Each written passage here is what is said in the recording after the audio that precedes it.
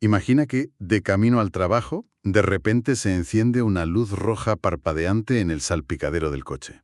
Uf, el pánico absoluto de las mañanas. Exacto. La reacción suele ser inmediata y, además, casi automática.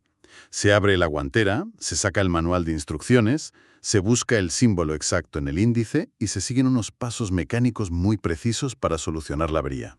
Claro, porque es un proceso maravillosamente lineal. Eso es, hay un problema físico evidente y por tanto existe una solución física directa. Y el cerebro humano adora esa linealidad. Buscamos desesperadamente esa ilusión de control en todas las facetas de la vida, ¿eh? Queremos un diagrama de flujo perfectamente delimitado donde la causa A lleve sin ningún desvío a la solución B. Pero claro, aquí es donde la realidad nos da un golpe. Porque, a ver, ¿qué ocurre cuando el motor que falla, el que echa humo por así decirlo, es nuestra propia mente? Madre mía, ahí ya no hay manual que valga. Tal cual.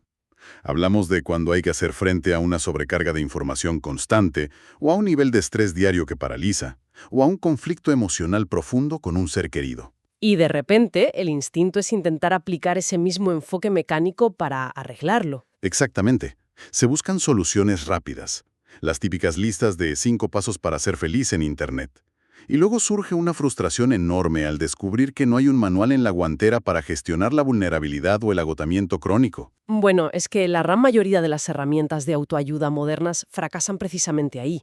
Tratan la conciencia y la complejidad emocional como si fueran un simple motor de combustión que necesita un cambio de aceite. Y la mente humana no funciona reparando piezas aisladas. No, ¿qué va? Funciona mediante la alteración de cómo percibimos el conjunto, de la perspectiva global. Lo cual nos sirve en bandeja nuestra inmersión a fondo de hoy. Tenemos sobre la mesa un documento fascinante.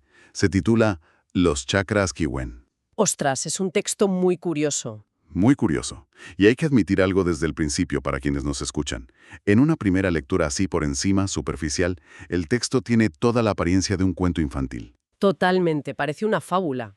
Narra la historia de un pequeño viajero, que no tiene nombre, lleva una mochila y encuentra un mapa brillante.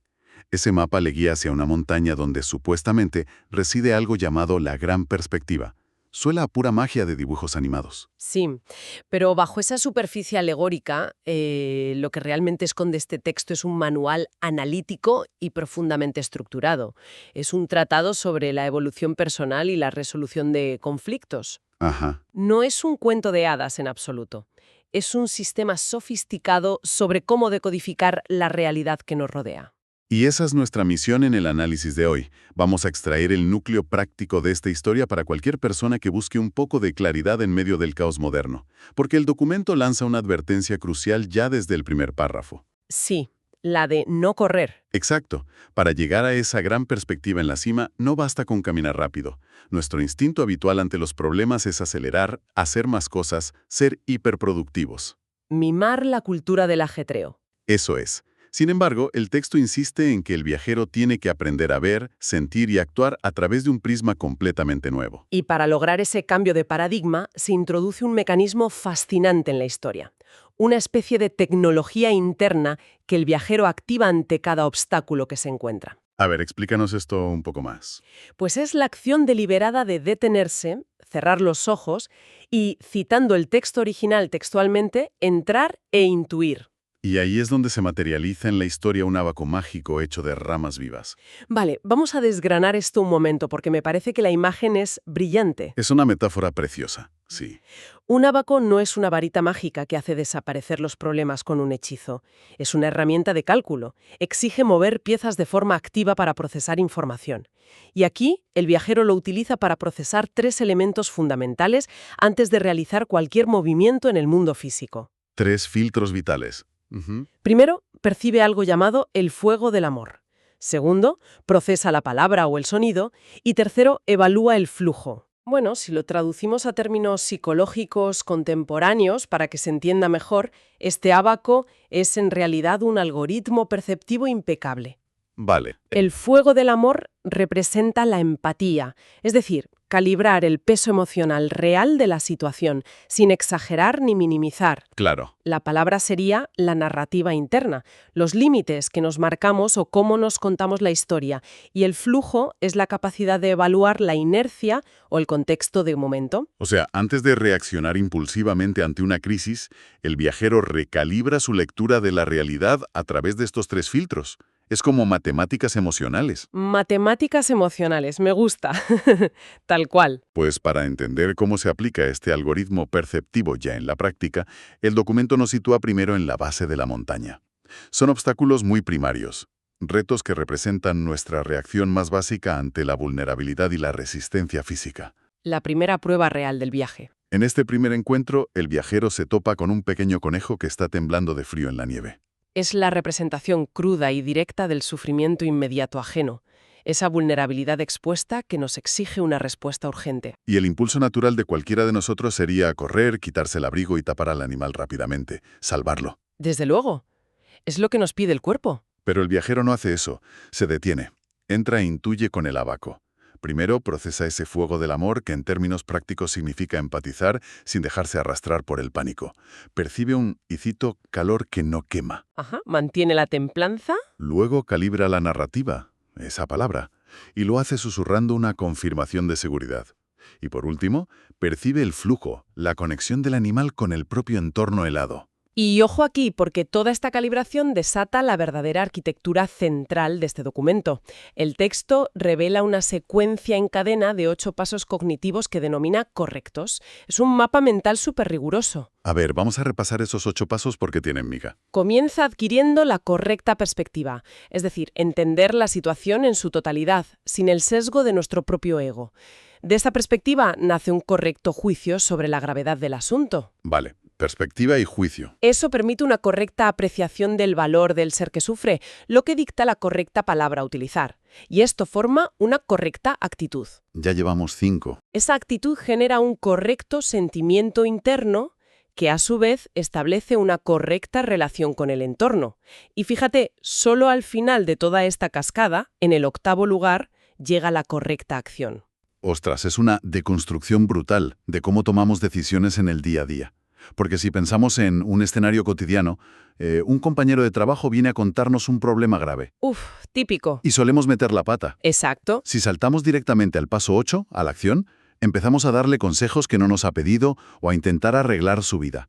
Y eso suele generar un rechazo tremendo. Porque nos hemos saltado 7 pasos previos de pura empatía. El texto nos dice que la acción de ayudar solo es verdaderamente útil si es el resultado maduro de haber pasado primero por la perspectiva de escuchar, el juicio de no criticar y la actitud de acompañar. Totalmente. Y en el caso del viajero, tras procesar esos 8 pasos, la acción final resulta ser asombrosamente simple. Un abrazo. Un simple abrazo hasta que el conejo deja de temblar. Es que desplazar la acción al final del proceso es un antídoto maravilloso contra la impulsividad moderna. Nos enseña que intervenir físicamente sin haber alineado nuestra cognición y nuestra emoción suele empeorar las crisis. Total. Ahora, esa idea de perspectiva cambia drásticamente cuando el problema no es algo estático, como el frío de la nieve, sino una fuerza activa y hostil. Pasamos a la siguiente fase. Poco después, el viajero llega a un río salvaje. Y allí hay un pato luchando desesperadamente contra una corriente fortísima, a punto de ahogarse. El ábaco vuelve a calcular. Percibe el contexto, analiza la inercia del río que simplemente rodea las piedras sin luchar contra ellas, y la acción correcta resultante es tenderle una rama larga al pato desde la orilla. Y fíjate que la clave ahí no es la herramienta física en sí, no es la rama. Es el cambio de paradigma sobre lo que significa realmente la fuerza.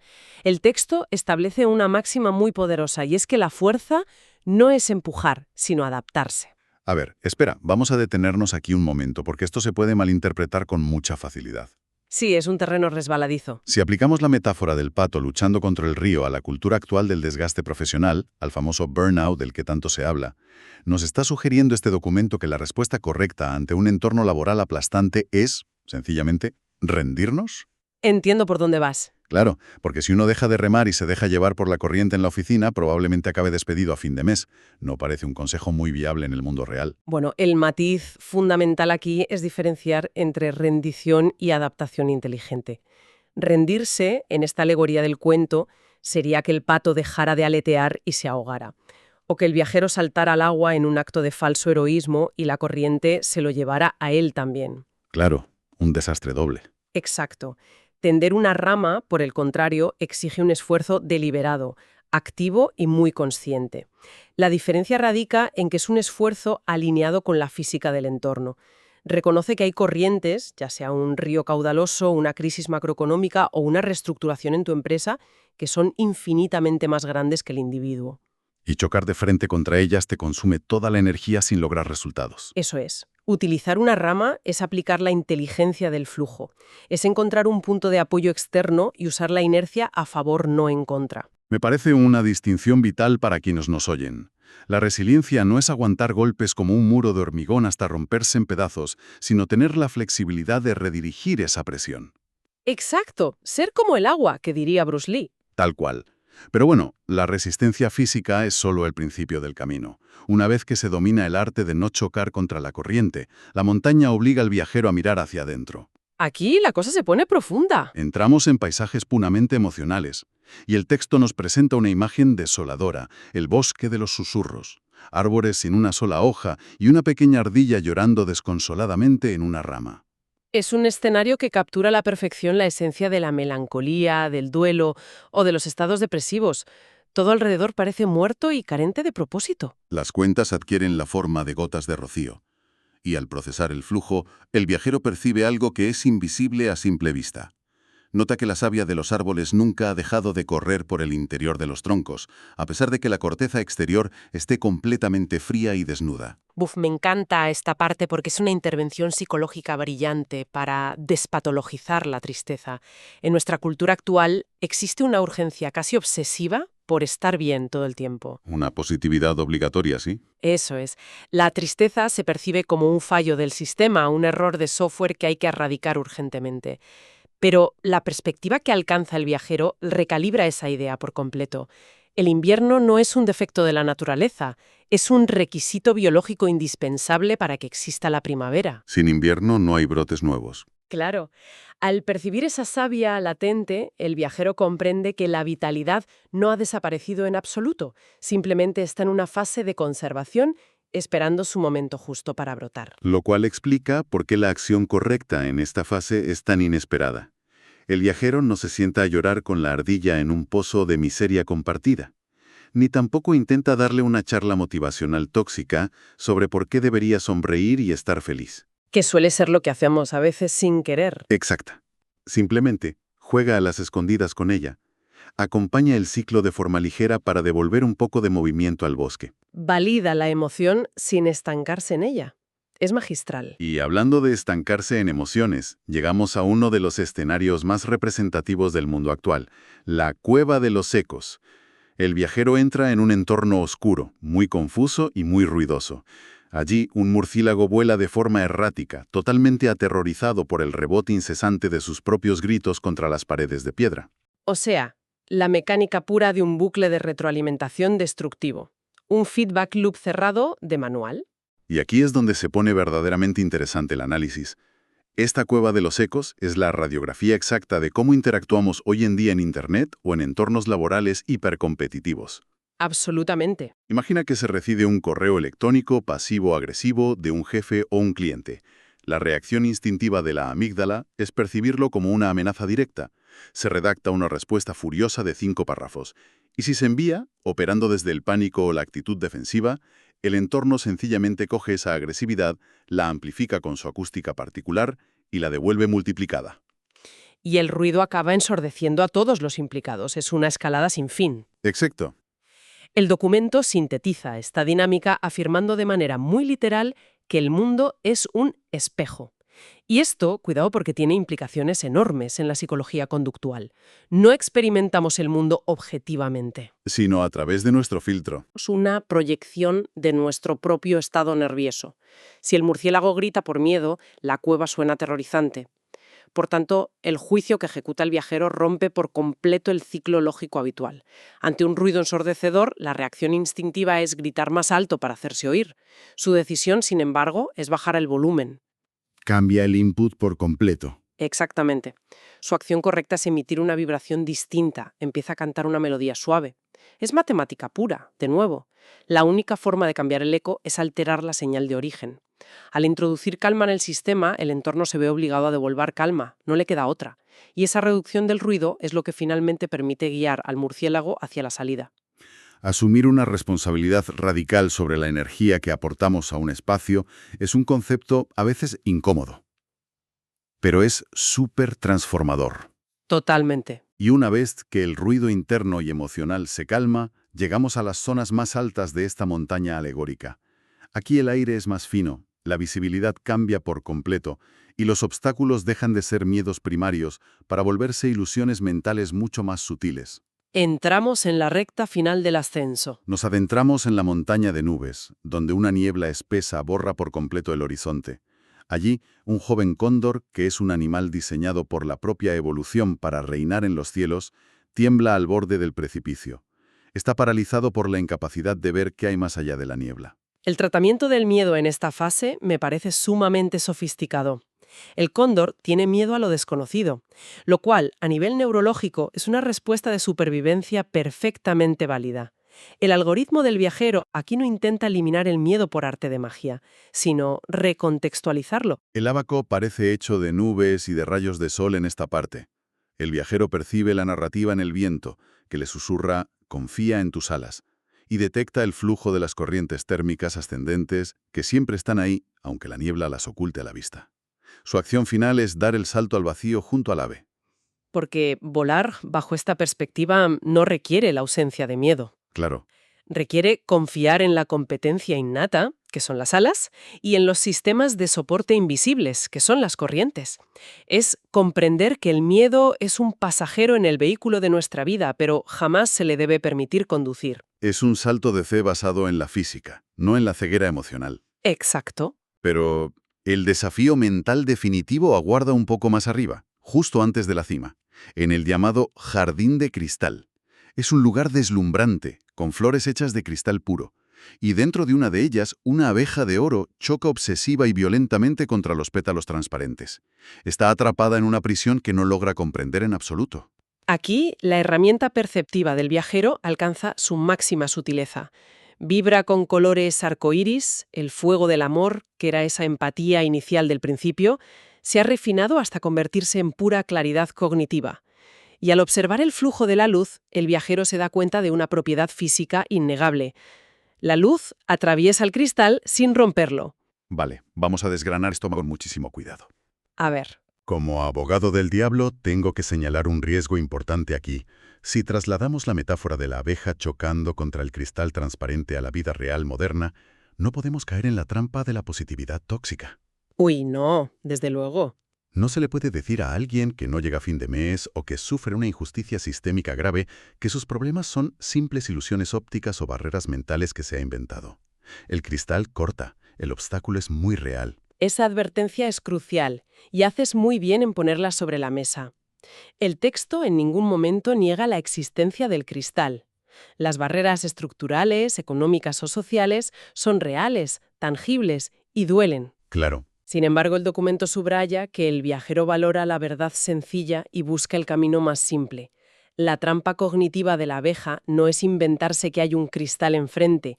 La trampa es sufrir un estrechamiento brutal de la atención. Al enfocarse exclusivamente en el punto de colisión, en el obstáculo impenetrable contra el que choca una y otra vez, se vuelve ciega al resto del espacio. Ah, vale. O sea, la obsesión por el problema oculta las vías libres. Ahí radica exactamente la enseñanza de este punto. La claridad permite ver que, así como la luz encuentra su camino a través de la estructura molecular del cristal, siempre hay fisuras, hay alternativas o caminos paralelos. El problema real de la abeja es que está invirtiendo toda su energía vital en intentar derribar un muro invencible en lugar de retroceder un palmo y buscar el espacio abierto que en realidad siempre estuvo ahí al lado. Es un alegato a favor de la flexibilidad cognitiva frente a la terquedad de darnos cabezazos contra la pared. Soltar la fascinación por el muro para poder ver la puerta abierta. ¡Qué potente! Y es precisamente esta claridad absoluta, libre de ofuscaciones mentales, la que empuja al protagonista a dar los últimos pasos de su viaje hasta alcanzar la séptima y última etapa, la cima del sol. La culminación de todo el proceso de recalibración de su mente. Y lo más llamativo de la llegada a la cima, sinceramente, es lo que el texto decide omitir. No hay cofres dorados, no hay coros celestiales de ángeles, ni recompensas materiales brillantes. Lo único que ofrece la cima es una visión panorámica y despejada del mundo entero. Esa es la verdadera naturaleza de la famosa gran perspectiva. Y el ábaco, esa herramienta de cálculo que exigía un esfuerzo consciente enorme en cada etapa anterior, ya no necesita ser manipulado por el viajero. Simplemente flota, integrado y perfecto. Bueno, en términos neurobiológicos, esto describe a la perfección un estado de mindfulness o atención plena continua. El proceso de detenerse, analizar la perspectiva, el juicio, la palabra y la acción ya no es una técnica forzada que el viajero deba recordar aplicar. Se ha convertido en su modo de operar por defecto. Ya lo ha interiorizado. Exacto. Ya no reacciona ciegamente a los estímulos del entorno, sino que responde de manera holística e integrada ante cualquier situación. Percibe ese fuego del amor no como incidentes aislados de empatía cuando ve a un animal sufrir, sino como el tejido conectivo de todos los seres. Percibe una narrativa universal y experimenta el flujo de la vida como una inmensa respiración conjunta. Consigue, básicamente, el dominio absoluto de su propia maquinaria interna. Es el éxtasis del autoconocimiento. Y esto nos conduce directamente al núcleo filosófico de todo el documento. Es un pasaje que redefine por completo un concepto tan manipulado en la sociedad moderna como es la libertad. El texto lanza una afirmación rotunda y además profundamente contracultural. Dice, cuanto más evoluciona uno en su moral, en su mente, en sus emociones y en su espíritu, más libre se vuelve. ¿Qué frase? Es que se encarga de demoler esa definición superficial de libertad que impera hoy en día. Esa idea un poco adolescente de que la libertad consiste sencillamente en hacer lo que a uno le apetece en cada momento, sin ninguna restricción externa. Claro, porque bajo esa definición moderna, el murciélago gritando de pánico en la cueva oscura sería totalmente libre de gritar, aunque eso solo le genere muchísimo más terror y más caos a él y a los demás. Sería una libertad negativa, una libertad sin propósito real. Exacto. La verdadera autonomía que describe la cima Sentó es el polo opuesto a ser esclavo de los impulsos inmediatos. Define la libertad como la capacidad minuciosamente entrenada de elegir siempre el bien, la verdad y la construcción de valor, independientemente del ruido ensordecedor que haya en el exterior. Es tener el espacio mental suficiente para no ser un mero mecanismo de reacción ante el miedo, el enfado o el algoritmo de turno en las redes sociales. Es alcanzar la soberanía absoluta sobre la propia atención y voluntad. Yo creo que esto es un recordatorio supercrítico para quienes buscan claridad en la actualidad. Vivimos obsesionados con encontrar atajos de productividad, o los famosos hacks para optimizar el tiempo al milímetro.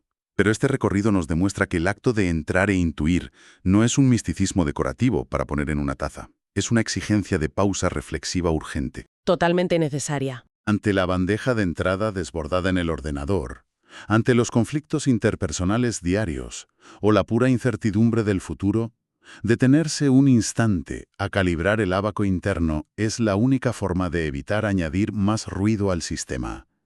Es la metodología exacta para ir vaciando nuestra mochila de todas esas piedras de ansiedad que recogemos sin darnos cuenta por el camino. Es un entrenamiento perceptivo diseñado no para huir del mundo y aislarse, sino para poder operar dentro de él sin ser devorado por sus inercias destructivas. Y para cerrar la inversión de hoy, creo que hay que posar la mirada en el último párrafo del documento, porque, la verdad, ofrece una resolución brillante a toda esta historia. Es el broche de oro. Tras alcanzar este estado de maestría absoluta, tras conquistar la ansiada gran perspectiva y saborear la libertad total de la conciencia, resulta que el viajero no se queda a vivir en la cima. No para nada. No construye un pedestal en lo alto de la montaña para contemplar el mundo desde una superioridad moral intocable. ¿Qué va? Con la mochila vacía de miedos y la claridad restaurada en su mente, el viajero da media vuelta y comienza el descenso inmediatamente. Regresa exactamente por el mismo camino, dispuesto a adentrarse de nuevo en el bosque oscuro, en el río salvaje y en las cuevas ruidosas para contar su experiencia y ofrecer esa misma claridad a otros. Vuelve al barro, por así decirlo. Vuelve al barro. Y esto deja flotando una reflexión inmensa, casi provocadora, para que cualquiera de nosotros la mastique a lo largo del día. Si el punto máximo de evolución y libertad humana nos devuelve irremediablemente al valle ruidoso, imperfecto y complejo del que precisamente intentábamos escapar, y lo hace para que sirvamos a los demás, entonces es muy probable que la cima jamás fuera concebida como un destino permanente. ¡Qué gran verdad! Quizá esa gran perspectiva sea simplemente un observatorio temporal, un pequeño balcón al que subimos únicamente para llenar los pulmones de aire puro y recoger la luz que el mundo real, allá abajo, en el asfalto de las ciudades y con todas las luces de emergencia parpadeando, necesita con absoluta desesperación.